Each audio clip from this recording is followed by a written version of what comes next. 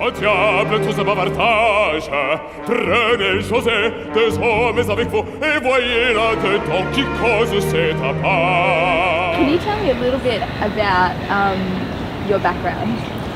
Okay, so I'm born and raised in Melbourne. I started, so when I started primary school, my mum put me into piano lessons and I joined the school choir. And I loved it, like music was everything for me. And my singing teacher said, "Oh, I think you might be an opera singer." And I really, at that stage, had no idea what opera was. I made my operatic debut when I was 21. I sang Papageno in the Magic Flute here in Melbourne.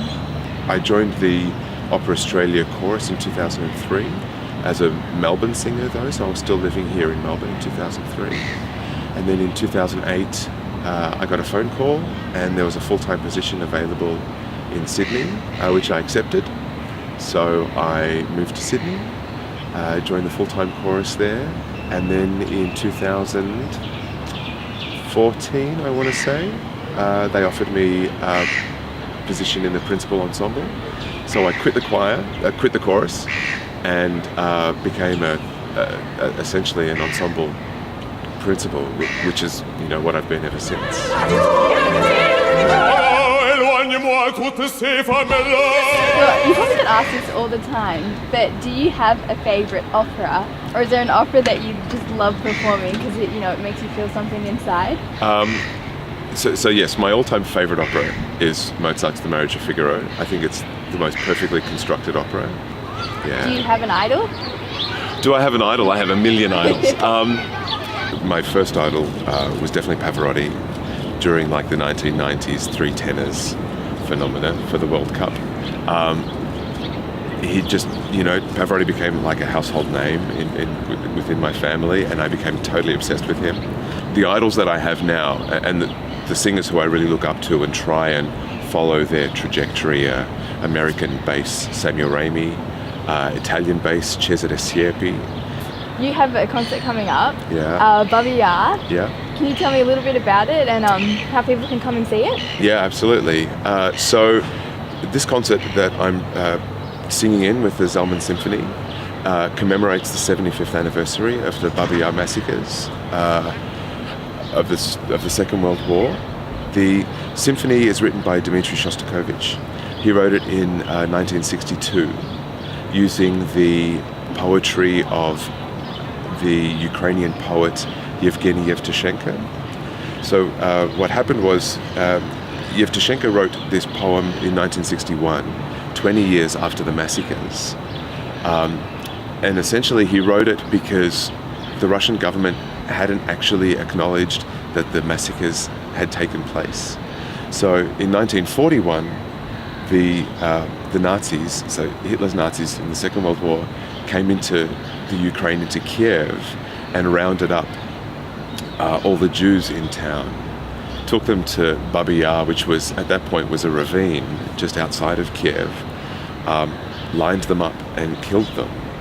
So, in 2 nights, over 33,000 Jews were killed. And but then over the entire massacre, like over 100,000 Jews were killed. But the Russian government under Stalin at that point had absolutely no record of it, made no mention of it at all.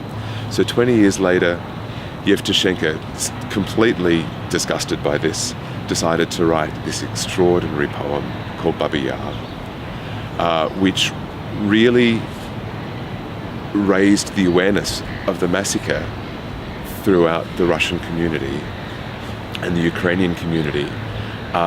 And it was really, at that stage, was really quite political, because he denounced anti-Semitism and denounced the Russian government's attitude toward it.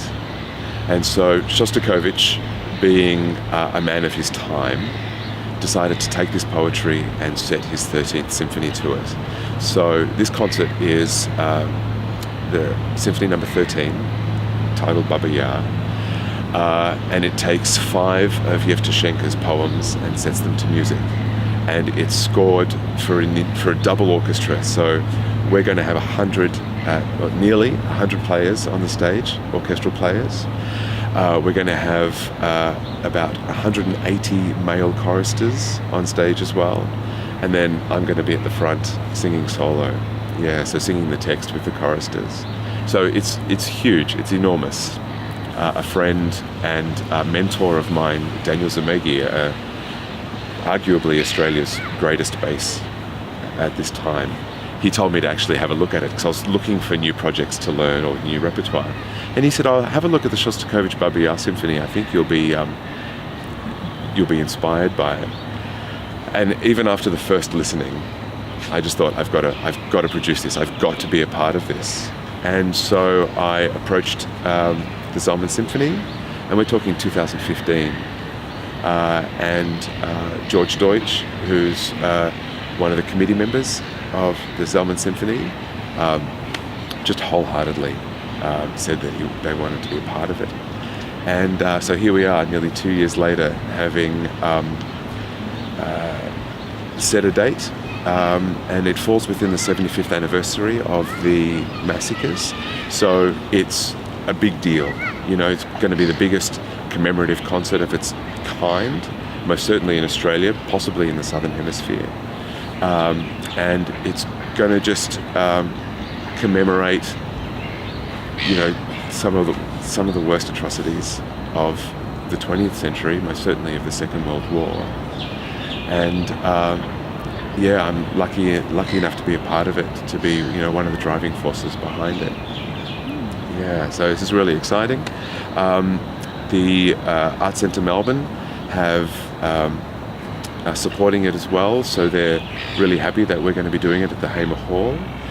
It's scheduled for Sunday, September 17 at 2 o'clock in the afternoon. Yeah, it promises to be an extraordinary concert. I'm really looking forward to it. Well, it sounds wonderful, and I hope people can come along and check it out. It's been wonderful chatting today. Likewise, thanks, Bryanna. And I wish you all the very best for your future. Wonderful, thanks so much.